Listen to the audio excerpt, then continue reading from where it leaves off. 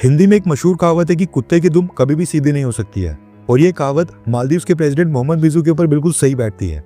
As a country हम मालदीव्स के लिए अब शब्द बिल्कुल भी यूज नहीं करेंगे, लेकिन मालदीव्स के प्रेसिडेंट मोहम्मद बिजू के लिए इसी भाषा का प्रयोग करना पड़ेगा, क्योंकि काम इस व्यक्ति ने कुछ ऐसा किया है। आपको भी याद होगा, प्रेसिडेंट बनने के बाद मोहम्मद बिजू ने सबसे पहले भारत की सेना को निकालकर वापस भेज दिया था, और इसी कारण से कई महीनों तक मालदीव्स और भारत के रिलेशंस खराब रहे थे। फिर उसके बाद कहीं जाकर दोनों देशों की गवर्नमेंट्स के बीच एंगेजमेंट को रीस्टार्ट किया गया। मोहम्मद बिजू को भारत ने इनवाइट किया और यहाँ से हमने अपना स्पेशल प्लेन भेजा था मोहम्मद बिजू और मालदीव्स की सरकार के बाकी मिनिस्टर्स को लाने के लिए। न सिर्फ मालदीव्स के प्रेसिडेंट मोहम्मद बिजू को यहाँ पर प्रॉपर प्रोटोकॉल दिया गया, करेंसी स्वैप एग्रीमेंट साइन किए गए, लोन्स की रीपेमेंट की डेडलाइन को एक्सटेंड किया गया, बल्कि इस साल के बजट में भी मालदीव्स के लिए भारत की सरकार ने अपनी एलोकेशन को बढ़ा दिया था। पिछले साल फॉरेन एड्स की कैटेगरी में मालदीव्स को 400 करोड़ रुपए पे किए गए थे। इस साल इस अमाउंट को 400 करोड़ से बढ़ाकर 600 करोड़ रुपीस कर दिया गया था। एंड इतना कुछ करने के बाद भी मालदीव्स के प्रेसिडेंट मोहम्मद बिजू ने फिर से एक ऐसा स्टेप उठाया है जिसके कारण हमें ये कहना पड़ रहा है कि कुत्ते की दुम कभी सीधी नहीं हो सकती है। सबसे पहले आप ये पिक्चर देखिए। इस पिक्चर में भारत के आसपास वाले सभी देशों के एक्सक्लूसिव इकोनॉमिक जोन्स दर्शाए गए हैं। जैसा कि आप देख सकते हैं, मालदीव्स काफी सारे आइलैंड को मिलाकर एक देश बनता है और लाइन में मालदीव्स के काफी सारे आइलैंड्स हैं, इसलिए जो मालदीव्स का एक्सक्लूसिव इकोनॉमिक जोन है वो काफी बड़ा बन जाता है। अब मालदीव्स ने अपने इस पूरे रीजन में चाइना की सेना की परमानेंट एंट्री करवा दी है। रेफरेंस के लिए आपकी स्क्रीन के ऊपर आर्टिकल का स्क्रीनशॉट है। दरअसल न्यूज निकल कर आ रही है कि मालदीव्स और चाइना ने एक आपस में नया एग्रीमेंट साइन किया है, जो कि भारत के सिक्योरिटी के लिए एक मेजर थ्रेट बन गया है, और माना जा रहा है कि एग्रीमेंट चाइना की इंटेलिजेंस एजेंसी और चाइनीज सेना को मालदीव्स के इस पूरे एक्सक्लूसिव इकोनॉमिक जोन के अंदर बैकडोर एंट्री प्रोवाइड करेगा।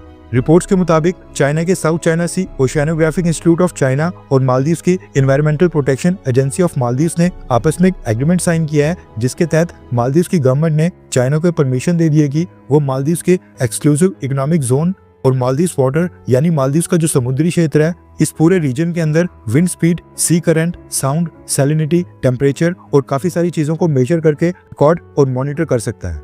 इससे चाइना मालदीव्स के वाटर में सोनार सिग्नल्स भी रिकॉर्ड कर पाएगा। इस एग्रीमेंट के बाद अब चाइना मालदीव्स के वाटर्स में ऐसे डिवाइसेस को डिप्लॉय कर सकता है जिसकी मदद से चाइना किसी भी कमर्शियल या फिर नेवल शिप को डिटेक्ट कर सकता है, रीजन में डिप्लॉयड सबमरीन्स का पता लगा सकता है, इवन कुछ हद तक मालदीव्स के वाटर के ऊपर से फ्लाई होने वाले सारे एयरक्राफ्ट और फ्लाइंग ऑब्जेक्ट्स को भी डिटेक्ट कर सकता है। मालदीव्स का कहना है कि वो एग्रीमेंट बस अंडर वाटर रिसर्च के लिए साइन कर रहे हैं, यानी कि ओशियानोग्राफिक पर्पस के लिए। लेकिन मसला ये है कि भारत ने मालदीव्स के साथ एक टेरिटोरियल वाटर्स को एक्सप्लोर करने वाला इसी तरह का एग्रीमेंट साइन किया हुआ था, जो कि मोहम्मद बिजू ने प्रेसिडेंट बनने के बाद ही साल 2023 में कैंसिल कर दिया था। उस समय मोहम्मद बिजू ने कहा था कि किसी भी दूसरी कंट्री को मालदीव्स के टेरिटोरियल वाटर को एक्सप्लोर करने की परमिशन देना ये उनके नेशनल इंटरेस्ट के खिलाफ है। लेकिन भारत के साथ एग्रीमेंट को कैंसिल करके भारतीय सेना को वापस भेजकर आज उससे भी बड़ा एग्रीमेंट मोहम्मद बिजू ने चाइना के साथ साइन कर लिया है। यानी मोहम्मद बिजू को मसला बस हिंदुस्तान के साथ था। ऊपर से चाइना का जो ये South China Sea oceanographic institute of China है, ये चाइनीज नेवी के लिए नेवल रिसर्च वेसल्स भी डेवलप करता है और बिल्ट भी करता है, इसलिए सारा डेटा चाइना अपने मिलिट्री पर्पस के लिए भी इस्तेमाल कर सकता है। कल को अगर पाकिस्तान के साथ युद्ध होता है और भारत अपनी नेवी का इस्तेमाल करने का फैसला करता है, सबमरीन्स और नेवल शिप्स को डिप्लॉय करता है और समुद्र के रास्ते पाकिस्तान के ऊपर दबाव बनाने की कोशिश करता है, तो चाइना ये सारी जानकारी पाकिस्तान को फॉरवर्ड करता रहेगा। ये एग्रीमेंट वाकई में भारत की सिक्योरिटी के लिए बड़ा मसला बन सकता है। इससे पहले भी मालदीव्स ने चाइना के साथ फ्री ट्रेड एग्रीमेंट साइन किया था, जिसमें लॉस मालदीव्स की गवर्नमेंट का ही था। डिप्लोमेटिक लिमिटेशंस और कुछ मजबूरियां हैं, वरना इस मालदीव्स को जो हम 600 करोड़ रुपीस दे रहे हैं, ये सारे ब्लॉक कर देने चाहिए थे।